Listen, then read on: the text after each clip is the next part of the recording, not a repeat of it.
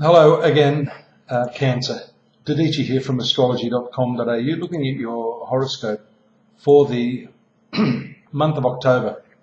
I'm a little slow off the mark today, but the full moon is what I wanted to talk about, mainly because, it's important for all of the star signs, but being your ruler of the sign of Cancer, we see this full moon has occurred in the upper part of your horoscope. And this part of your horoscope has to do with your profession, the development of your ego. But as the ancient astrologers in India have coined this chart, the karma sthana. The sthana means the house or the zone of karma or deeds.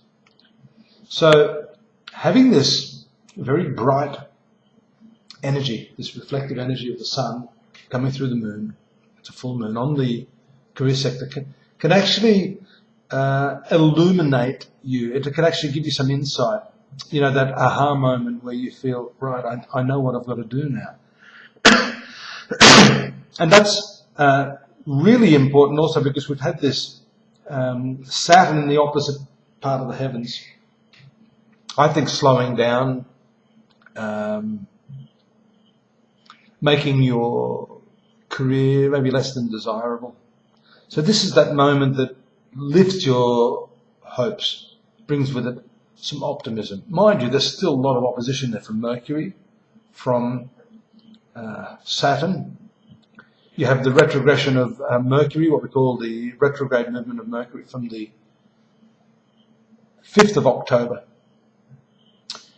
Mercury for you rules secrets, expenses, and also the third house in your horoscope, which is to do with communications and travels, that type of thing. From the zone that it's in for the first week of the month, it has to do with expenditures on the home, on the car. So this part of your life could be problematic. And we see too that Mars will move to your zone of debts shortly as well. I'll just give you a fix on that. Mars will move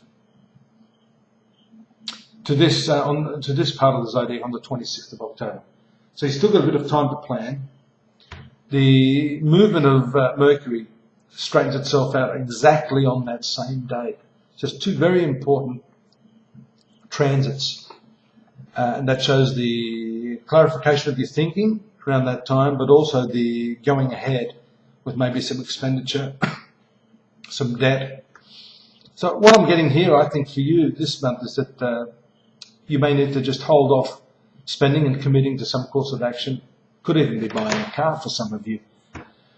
Because this fourth house, according to Hindu astrology, has to do with your vehicles, fixed asset, land, property, housing, buying and selling homes, real estate, and of course your peace of mind.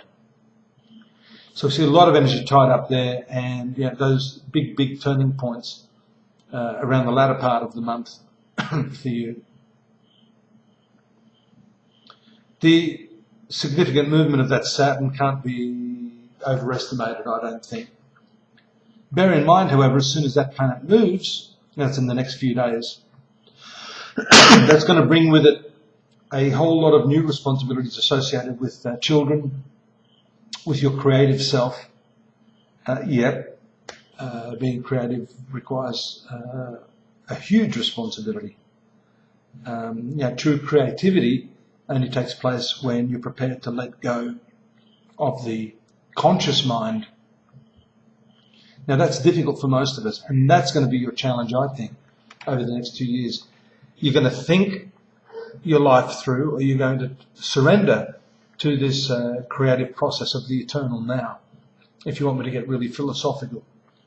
So yes, you're going to clear the way for this refreshing new inner change, but then you've got the challenge there, whether you can actually live your truth and be true to yourself.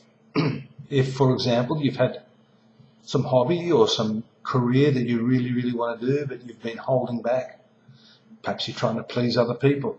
I know a lot of my clients, they'll pursue a career path simply because, my parents would be disappointed if I didn't do that.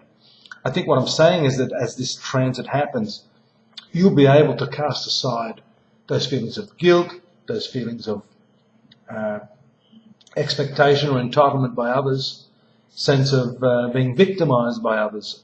So this is a period of growth, a period of expansion, and a period where you can take full control and responsibility for the decisions that you make, especially regarding your career. I think they're the themes this month for your Cancer.